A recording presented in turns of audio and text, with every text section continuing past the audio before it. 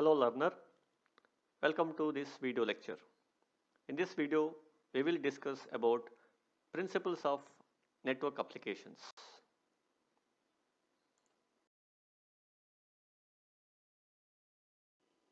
Whenever we develop a application for a network, we have to develop two programs. So these two programs will be running on different end systems and they will be communicating each other over the network. So in the diagram, we have considered two different types of application, that is client server application and peer-to-peer application.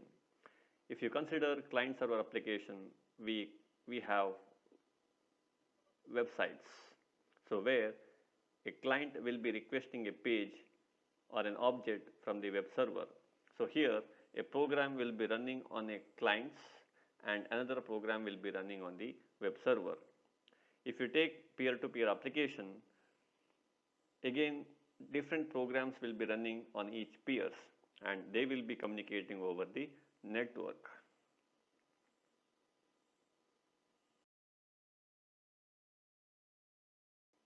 As a whole, we can say that whenever we develop any application,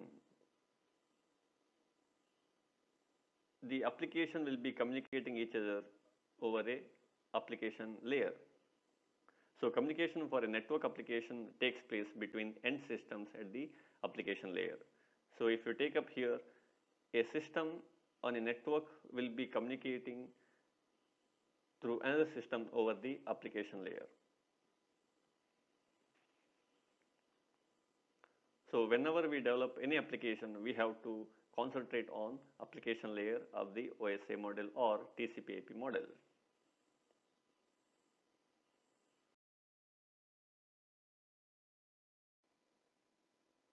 Before directly diving into the development of network application, we have to understand the difference between network architecture and network application architecture.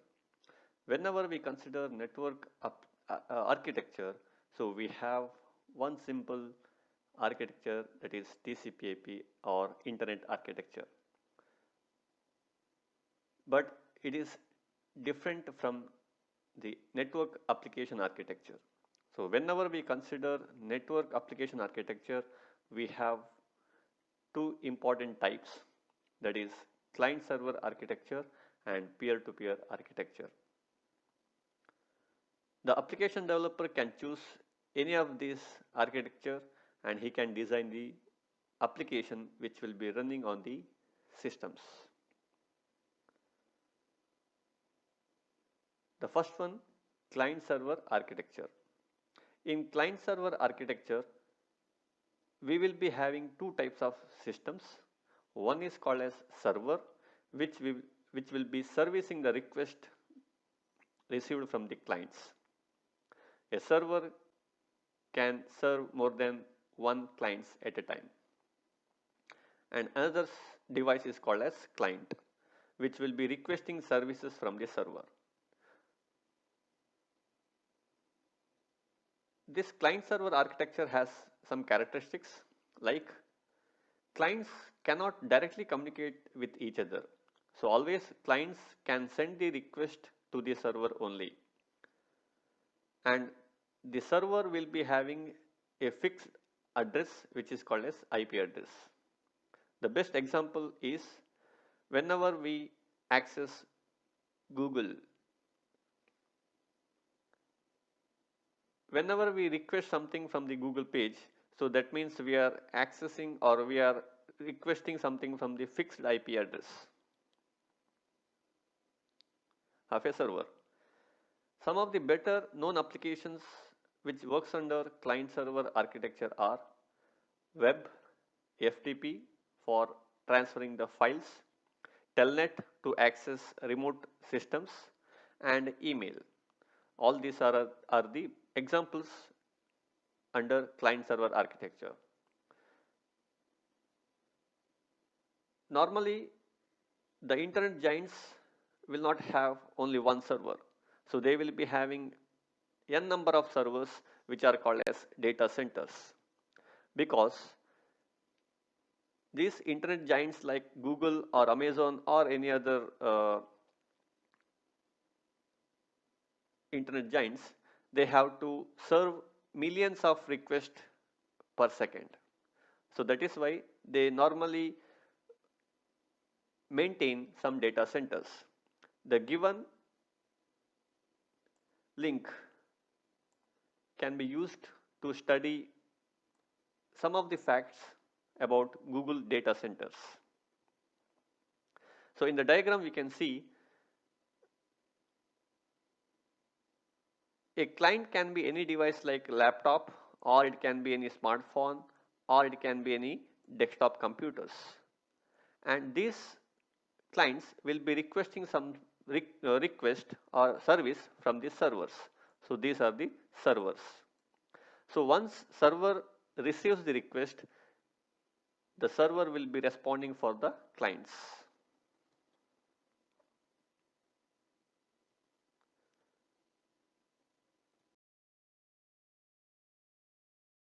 Next is peer-to-peer architecture. Unlike in client-server architecture, in peer-to-peer, we have minimal or there is no reliance on the dedicated servers. That means there is no intervention of servers between the clients. The application exploits direct communication between the pair of intermittently connected hosts, which are called as peers. So all these are called as peers. So these peers will be communicating each other without the intervention of servers. So that is why we call it as peer-to-peer architecture. The best example is BitTorrents, Skype, or IPTV. So in BitTorrents, normally we download movies or audios which will be shared by other individual persons.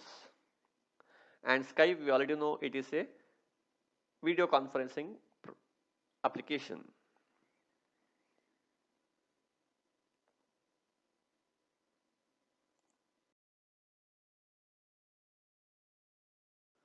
The P2P architecture has some of the advantages.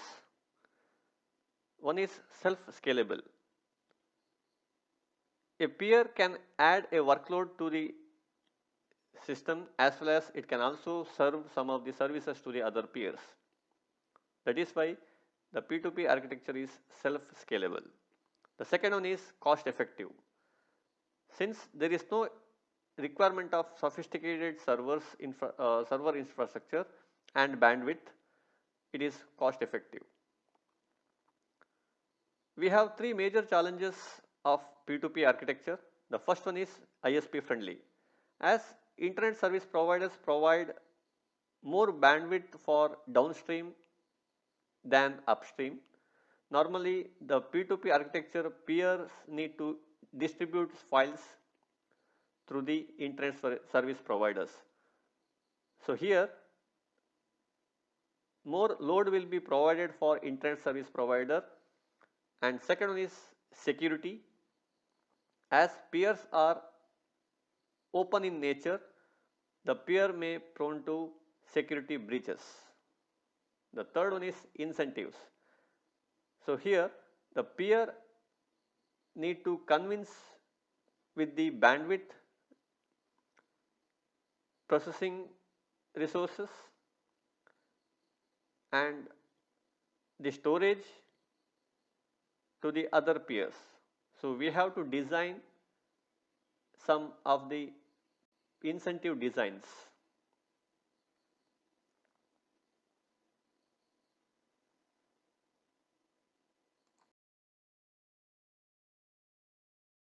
We have already studied that the processes will be running on the end systems. So communication happens between these processes. How actually processes communicate each other? Processes are nothing but program under execution. As per the operating system, two processes within a host communicate each other by using inter-process communication. It is called as IPC. But In network application, processes will be running on different system. So these processes need to communicate each other by using some of the messages. So processes in different hosts communicate each other by exchanging some messages.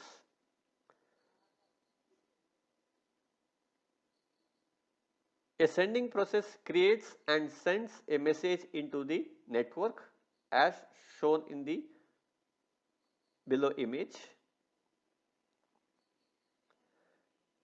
and a receiving process receives these messages and possibly respond by sending a response message back to the sender.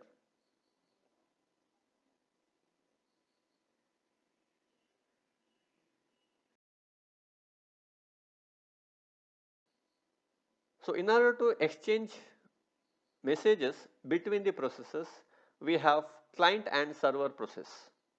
A network application consists of pair of processes that send messages to each other over a network.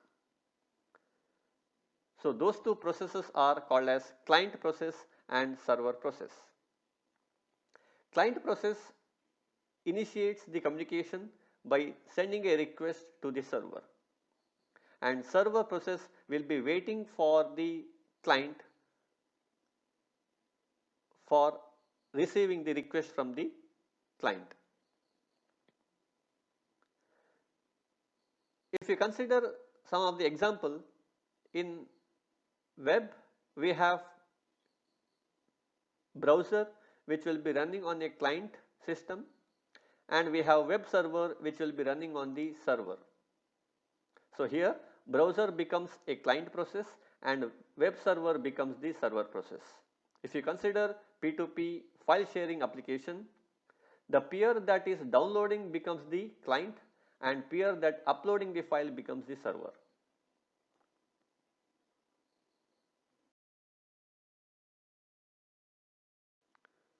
Most applications consist of pair of communicating process. The message need to be sent from process which are running on the application layer to the transport layer. To have a communication between application layer and transport layer, we use an interface which is called as socket. A process sends messages into and receives messages from the network through a software interface called a socket.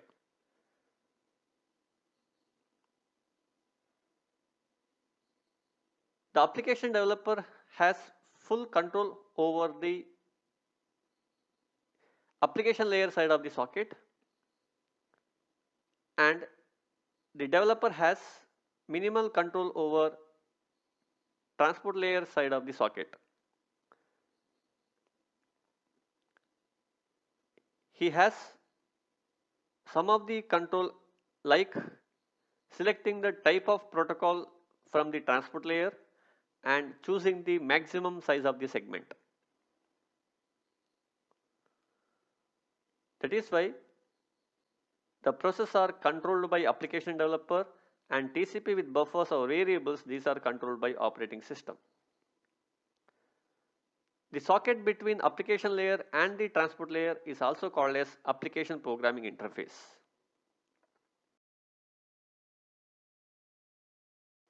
To have a communication between the processes, we use some of the addresses. To identify the receiving process, two pieces of information need to be specified. The first one is the address of the host, which is called as IP address. Normally, the length of the IP address is either 32-bit whenever we use IPv4, or it will be 128-bit whenever we use IPv6 address. The second is called as port address to identify the processes running on the host. The port address is of 16-bit length. That is why we get total 65,536 different addresses, starting from 0 to 65,535. From 0 to 1024 are called as well-known port address, which are defined by IANA, which stands for Internet Assigned Number Authority.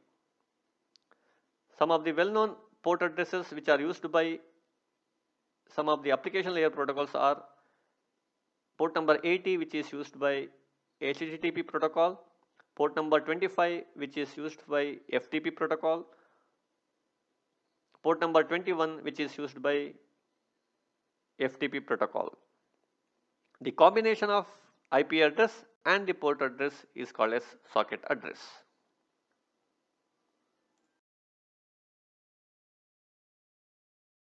Transport services available to applications. The network application is provided with some of the services like reliable data transfer. In order to have a effective communication through the network, the data whatever we transfer need to be transferred without any data loss. So this reliable data transfer ensures that all the data will be delivered to the destination without any loss.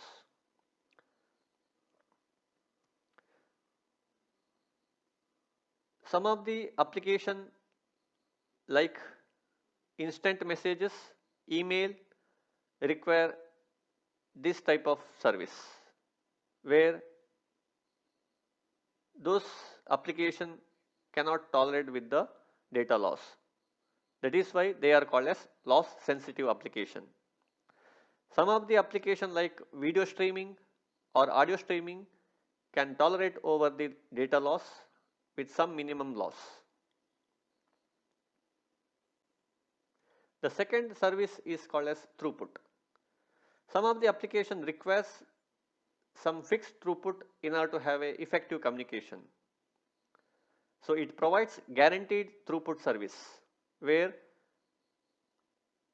R number of bits per second can be transferred through the network. The application which uses these type of throughput service are called as bandwidth sensitive application, like media application which includes audio or video.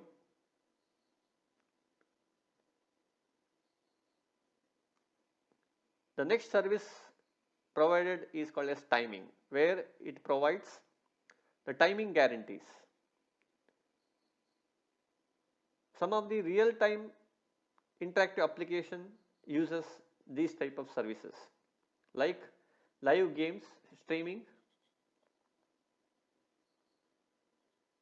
and live video or audio transmission.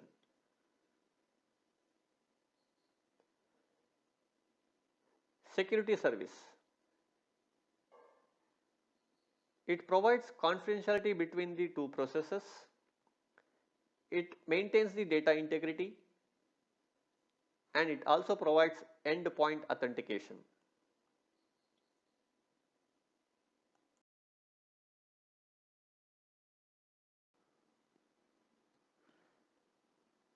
The given table provides you the requirements of selected network applications. If you consider file transfer applications, email application or web documents, these are loss sensitive applications. So there should not be any data loss in these applications. And they are elastic in nature. That means they can cope up with the available throughput of the network. And related to time sensitive, these are not time sensitive applications.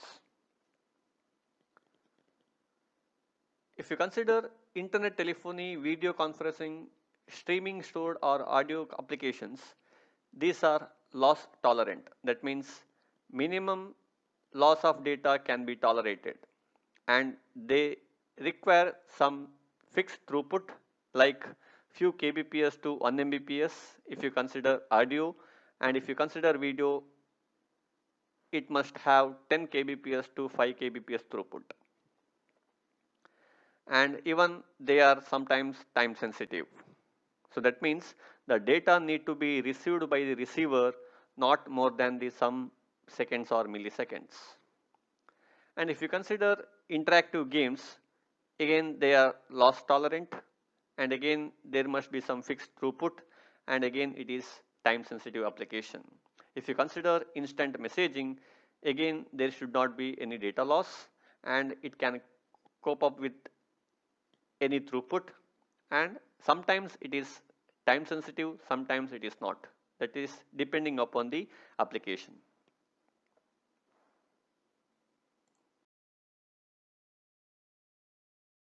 Transport services provided by the internet. We have two important protocols which are running on transport layer, that is TCP and UDP. The internet makes two transport protocols available to the applications, user datagram protocol and transmission control protocol. Some of the services which are given by TCPs are, since TCP is a connection oriented,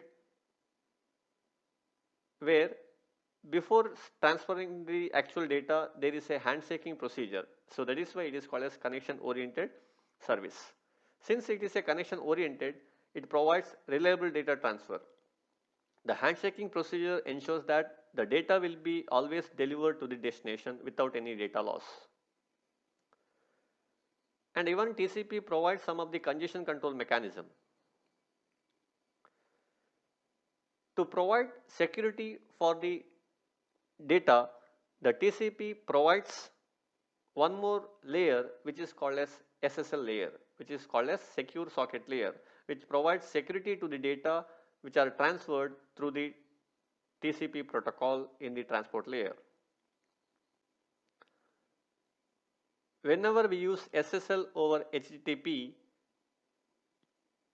then we call it as normally HTTPS. So this SSL will be provided by third party organization. Most of the banking or all the banking application use this to provide security to the data.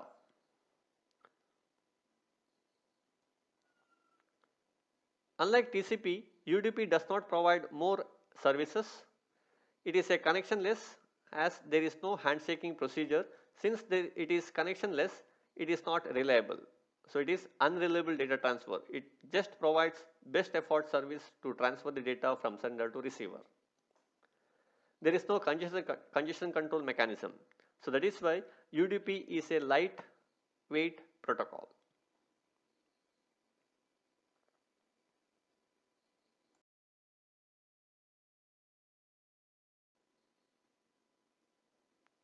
This table provides you the popular internet applications and their application layer protocols and the underlying transport layer protocols. If you consider electronic mail, it uses SMTP as application layer protocol, which is defined under RFC 5321, and as an underlying transport layer protocol it uses TCP.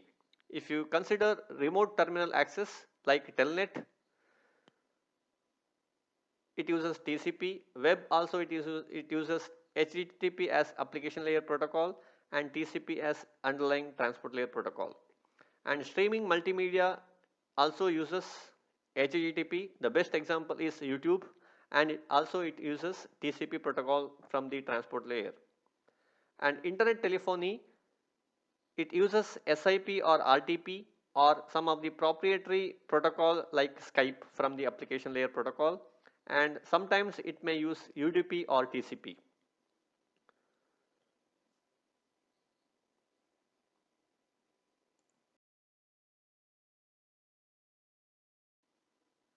Today's internet does not guarantee time and throughput. But how some of the applications like Skype or live audio or video streaming application works.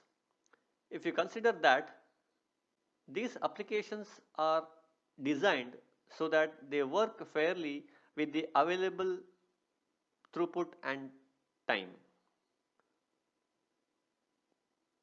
That is why, so we can say that today's internet does not provide time guarantees and throughput guarantees services. So we have to design the application in such a way that the application works fairly with the available services given by the internet.